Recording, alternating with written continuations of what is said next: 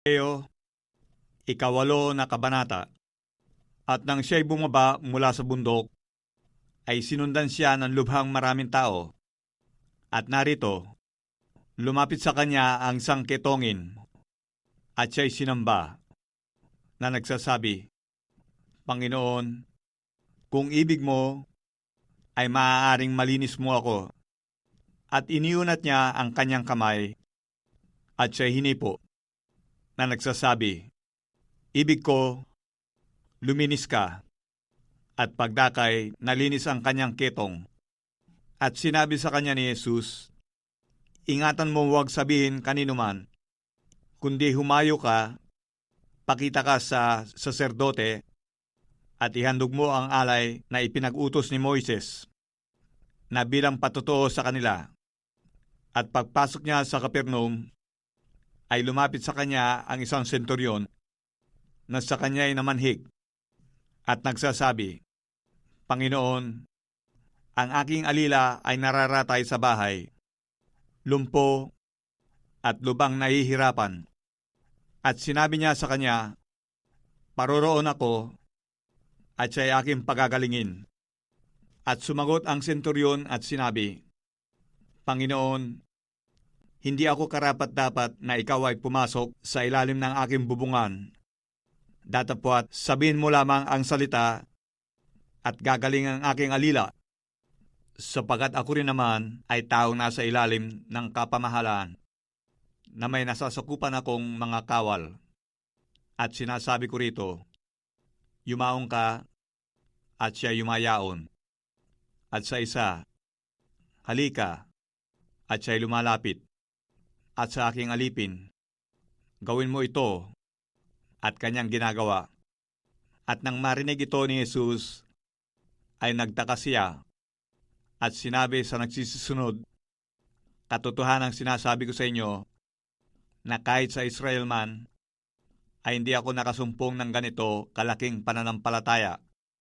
At sinabi ko sa inyo, na marami nagsisipanggaling sa silanganan at sa kalunuran, at magsisiupong kasama ni Abraham, at ni Isaac, at ni Jacob, sa kaharian ng langit. Datapwat, ang mga anak ng kaharian ay pawang itatapon sa kadiliman sa labas. Diyan na nga ang pagtangis at pagngangalit ng mga ngipin. At sinabi ni Jesus sa senturyon, Humayo ka ng iyong lakad, at ayon sa iyong pagsampalataya, at gayon ang sa iyo'y mangyari. At gumaling ang kanyang alila sa oras ding yaon. At nang pumasok si Jesus sa bahay ni Pedro, ay nakita niya ang biyan ng babae nito na nararatay dahil sa lagnat. At hinipo ang kanyang kamay, at inibsan siya ng lagnat. At siya nagbangon, at naglingkod sa kanya. At nang kinahapunan, ay dinala nila sa kanya ang maraming inaalihan ng demonyo.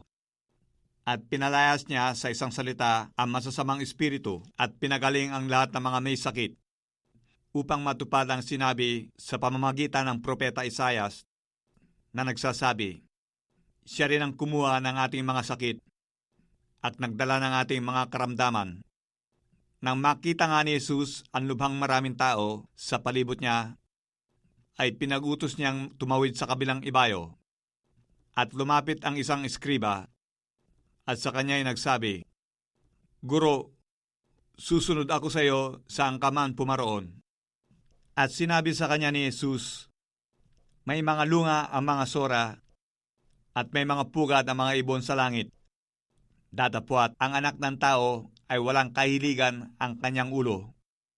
At ang isa naman sa kanyang mga alagad ay nagsabi sa kanya, Panginoon, tulutan mo muna akong makauwi at mailibing ko ang aking ama. Datapwat, sinabi sa kanya ni Jesus, Sumunod ka sa akin, at pabayaan mong ilibing ng mga patay ang kanilang sariling mga patay. At pagkalulan niya sa isang daong, ay sinundan siya ng kanyang mga alagad. At narito, bumangon ang isang malakas na bagyo sa dagat, nanupat inaapawan ang daon ng mga alon. Datapwat, siya'y natutulog, at nagsilapit sila sa kanya, at siya'y ginising, na sinasabi, Panginoon, iligtas mo kami. Kami mga mamatay. At sinabi niya sa kanila, bakit kayo nangatatakot? O kayong kakaunti ang pananampalataya? Na magkagayoy, nagbangon siya at sinaway ang mga angin at ang dagat at humusay na totoo ang panahon. At ang mga tao ay nangagtataka na sinasabi, anong tao ito na maging ang mga hangin at ang mga dagat ay nagsisitalima sa kanya? At nang siya ay nakarating sa kabilang ibayo sa lupay ng mga Gadareno, ay sinalubong siya ng dalawang inaalihan ng mga demonyo na nagsisilabas sa mga libingan na totoong mababangis na anupat sino may walang makapagdaan sa daang yaon. At narito, sila'y nagsisigaw na nangagsasabi, anong aming ipakikialam sa iyo? Ikaw na anak ng Diyos? Naparito ka baga upang kami iyong pahirapan bago dumating ang kapanahunan? Sa malayo sa kanila ay may isang kawan ng maraming baboy na nagsisipanginain. At namanhik sa kanya ang mga demonyo na nangagsasabi, kung kami palalayasin mo, ay paparoonin mo kami sa kawan ng mga baboy. At sinabi niya sa kanila, magsiparoon kayo, at sila'y nagsilabas at nagsipasok sa mga baboy. At narito, ang buong kawan ng mga baboy ay nangapadaluhong sa bangin hanggang sa dagat at nangamatay sa tubig. At nagsitakas ang mga tagapag-alaga ng mga yaon at nagsitungo sa bayan at sinabi ang lahat ng mga nangyari at ang kinahitnatnan ng mga inalihan ng mga demonyo. At narito, lumabas ang buong bayan upang sumalubong kay Jesus. At pagkakita nila sa kanya, ay pinamanhikan siyang umalis sa kanilang mga hangganan